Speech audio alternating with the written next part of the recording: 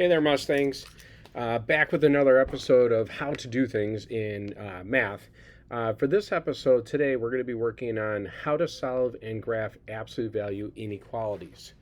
I'm going to show you both the algebraic way to do it and then what it looks like on the graph so that we both understand it. So when we're looking at an absolute value inequality, we have to remember that absolute values have usually a positive and a negative. So there's two different types of problems that are taking place. And so in these problems here, you're going to end up with the exact same inequality. Like in order to solve these, you have to be doing a comparison to a number.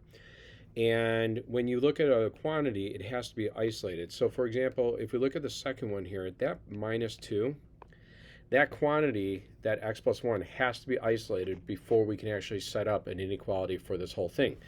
So we have to add 2 to both sides, and what we're going to end up with is x plus 1 is greater than 3. Okay, so if we look at the first one, it says when is the absolute value of x plus 1 less than 3? And when is, for the second one, the absolute value of x plus 1 greater than 3? And so there's a phrase that I use to try to remember this, okay? When we look at this less than sign and we look at this more than sign, greater than sign, the phrase that we use is more is or, less is nest. More is or, less is nest. More is or, less is nest. More is or, less is nest. So when we're saying less is nest, when we look at this problem here, we've got a less than sign. And so what we're going to say is we're going to take this quantity and we're going to nest it between the positive and the negative. And so when we take this x plus 1, we're going to nest it in between. So we're going to put it in between two inequalities of positive 3 and negative 3, because when we're looking at absolute value, we're looking at the positive and the negative of those two numbers. And let's subtract 1 from everything. We get negative 4 is less than x, which is less than 2. Okay? And so if I was to write this in interval notation, we would say it's going to be from negative 4 to positive 2. Okay? That's it. That's all you do when you're doing in absolute value inequalities. Let's look at the second one here. Now we have, when we look at this, we have a more symbol, okay? When we have more, remember more is or.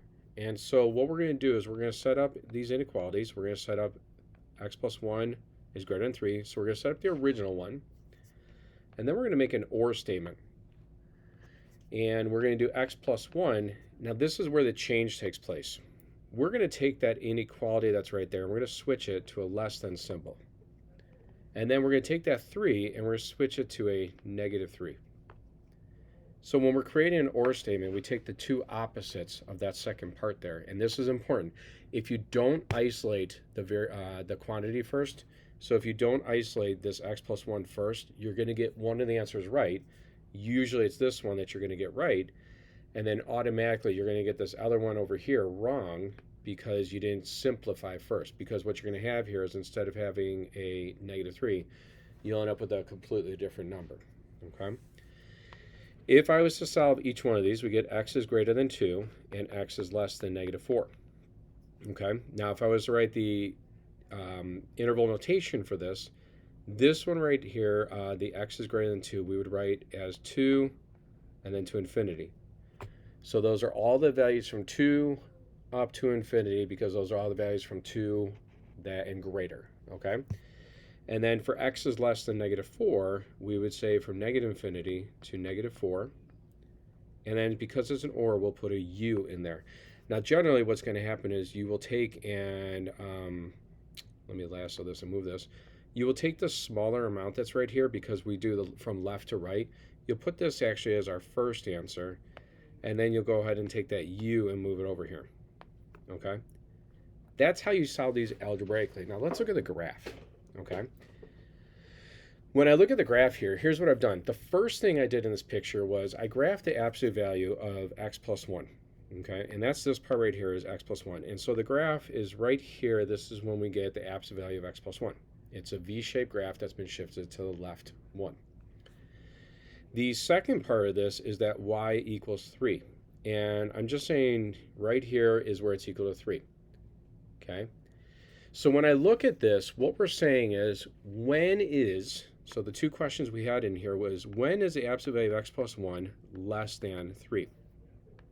Well, where is it less than 3? Here's where it is exactly equal to 3. Okay? Here on the graph is where it's less because it's underneath 3.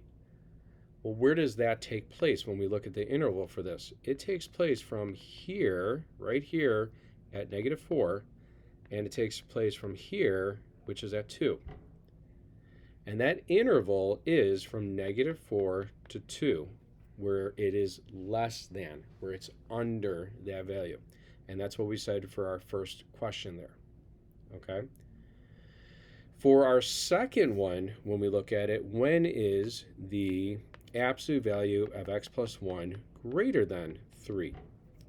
Well, when we look at the graph where it's greater than 3, we're talking about where it's actually above 3. Remember, at these points right here, and right here is where it's actually equal to 3. We want to know when is it actually greater than 3. So when is it above that 3 value? Okay? Well, when we look at the interval that's going on in this first portion here, so right here and right here, cutting it off right here, we're going from -infinity to the x value of -4. Right here at -4. And then for the right value there, we're going from 2, and over here is infinity. So we're going from, in this direction, it's above. So we're going to be going from 2 to infinity. Okay? That's it. That's all it is in a nutshell. Okay? Now you're going to see in the future videos here, when we're dealing with quadratics and we're dealing with projectile motion, it's the exact same concept. When is it above? When is it below? Okay? Let me know if you have any questions. I hope this helps. Don't forget to like and subscribe. No hair? No problem. Take care.